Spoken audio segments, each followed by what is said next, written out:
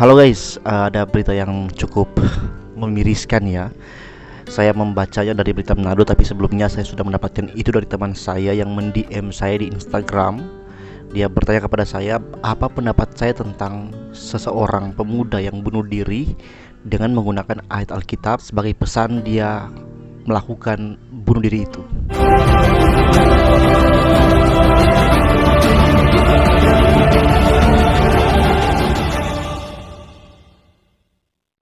Tadi siang ya, saya sedang nongkrong-nongkrong di sebuah tempat.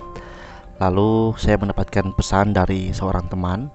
Dia bertanya kepada saya apa pendapat saya soal pemuda yang melakukan bunuh diri dengan mengutip ayat Alkitab dalam pesan sebelum dia melakukan bunuh diri.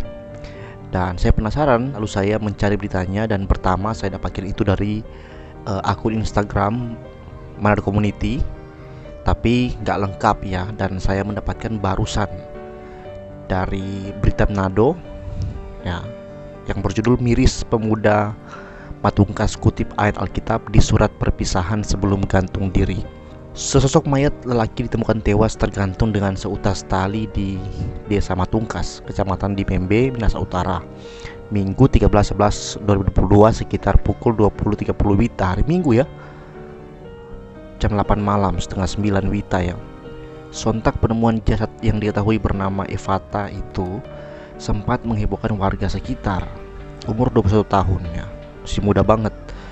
Evata nekat melakukan tindakan tidak terpuji dengan mengakhiri hidupnya sendiri, diduga karena depresi. Polsek di Membe yang melakukan olah tempat kejadian perkara menemukan sebuah buku catatan milik Evata yang di dalamnya terdapat secarik halaman yang diduga ditulis sebelum korban bunuh diri.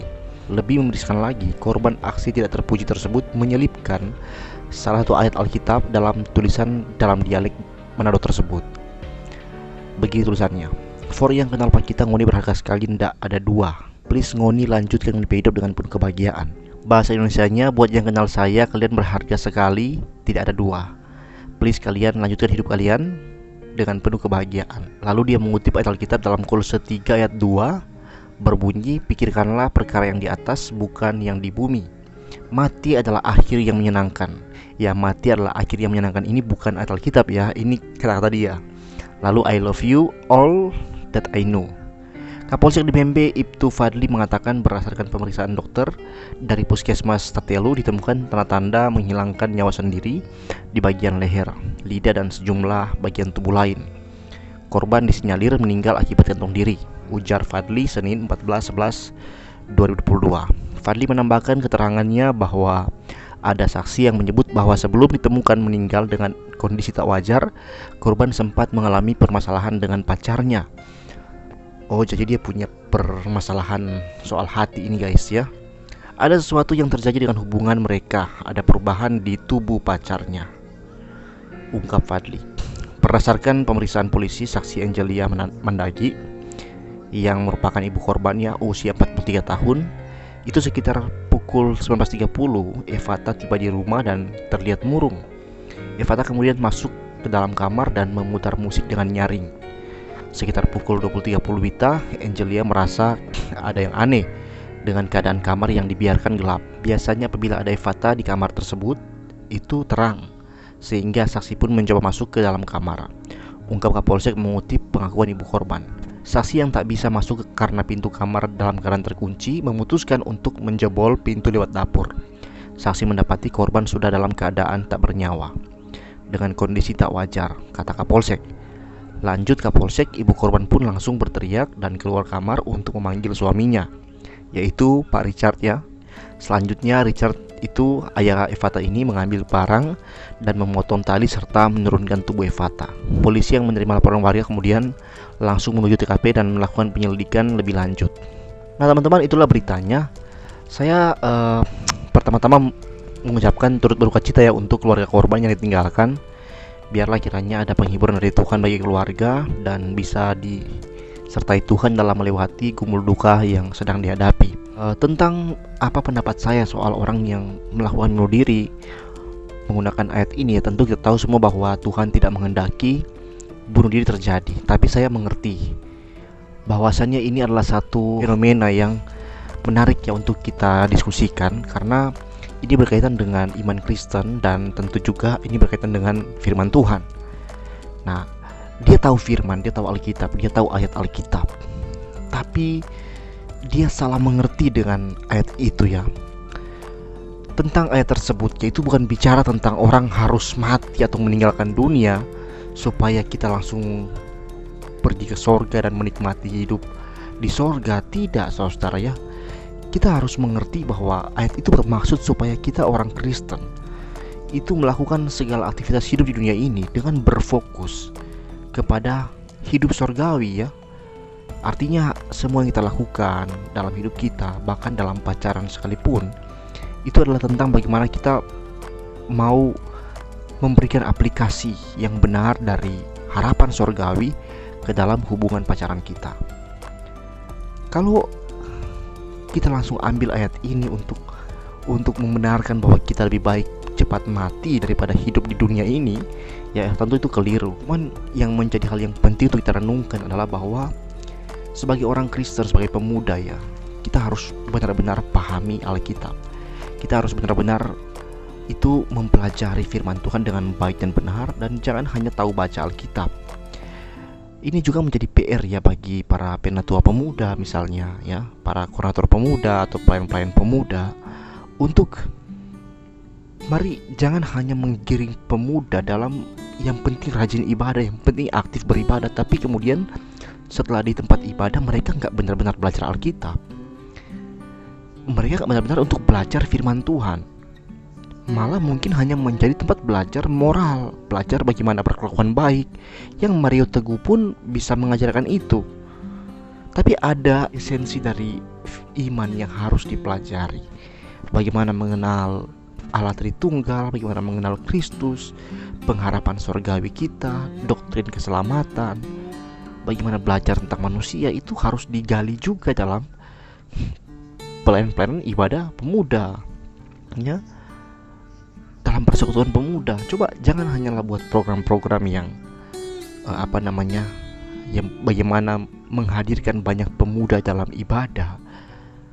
Bahkan kita dalam mempertahankan status quo ya, dalam mempertahankan jumlah jemaat pemuda yang hadir, kita pakai program-program duniawi seperti main futsal lah ya, seperti demikianlah, yang gak sama sekali membawa orang pada pengenalan akan firman. Coba ketika banyak orang datang, langsung diajarkan tentang doktrin-doktrin yang utama dalam kekristenan, sehingga mereka punya keyakinan kuat di dalam iman mereka. Dan ketika diperhadapkan dengan pergumulan-pergumulan hidup, termasuk dengan pergumulan berpacaran ini, mereka punya kekuatan yang akan memagari hidup mereka dari bertindak salah, karena ada pemahaman yang menjaga mereka ya, mengikat mereka, ada kebenaran yang mengikat hati mereka. Karena kebenaran itu ketika kita ketahui, itu akan menjadi sesuatu yang mengikat kita ya. Misalnya ketika kita belanja di sebuah warung, kita udah tahu bahwa kalau kita belanja sesuatu dengan harga 2.000, uang kita 5.000, maka kembalian kita adalah 3.000 rupiah. Kalau si penjual hanya mengembalikan uang 1.000 rupiah, kita akan diam di situ dan mengatakan, "Bu, uang saya belum cukup kembaliannya diberikan kepada saya." Kita akan debat mati-matian untuk mendapatkan uang 2.000 itu. Karena kenapa? Karena kita tahu bahwa kebenarannya uang kita 5.000, harga 2.000 belanjaan kita 3.000 kembaliannya. Itu kebenaran yang kita tahu. Dan kita gak akan menyangkali itu karena kita tahu kebenaran. Jadi ketika kita tidak mengetahui kebenaran, ya seringkali kita akan mudah dipakai iblis untuk melakukan hal-hal yang menyeleweng dari kebenaran, dan kita gak sadari gitu. Bahkan bisa ya, iblis itu pakai Alkitab, pakai ayat Alkitab untuk menipu kita, itu bisa. Karena ketika di Taman Eden, Adam itu dicobai, Adam dan Hawa ya, Hawa itu dicobai menggunakan firman dari Tuhan. Begitupun ketika Yesus dicobai waktu dia berpuasa, itu iblis menggunakan kitab suci, bukan ada tertulis ya. Jadi harus hati-hati dalam kita mempelajari isi Alkitab agar nggak mudah kita itu diombang-ambingkan. Makanya penting untuk belajar doktrin yang benar, belajar ajaran yang benar, bahkan memahami alasan mengapa kita beribadah ya. Itu penting sekali. Dan hari-hari ini yang dilupakan oleh para pemuda, saudara-saudara. Mereka itu ya yang penting bisa kumpul banyak orang, ikut program, ikut lomba.